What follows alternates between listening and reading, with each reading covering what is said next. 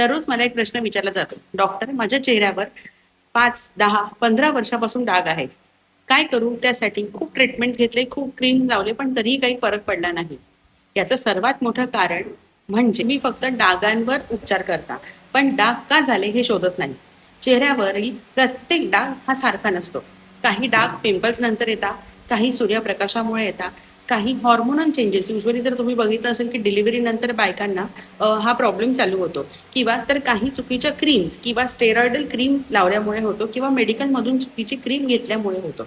आणि मग काय होतं की एका मित्राने सांगितलं ही क्रीम मी युट्यूबवर पाहिली म्हणून घेतली, किंवा घरगुती DIY केले आणि म्हणून त्याच्यामुळे हे झालं, किंवा मेडिकलमधून मी चुकीची क्रीम घेतली त्याच्यामुळे झालं. तुमचे डाग कमी होत नाही, ते अजून वाढतात, कधी कधी आणखीनच वाढतात.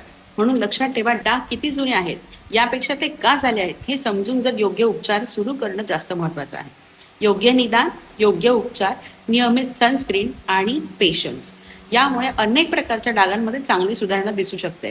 सो तुमच्या चेहऱ्यावरचे डाग किती वर्षांपासून आहेत? 1, 5 किंवा 10?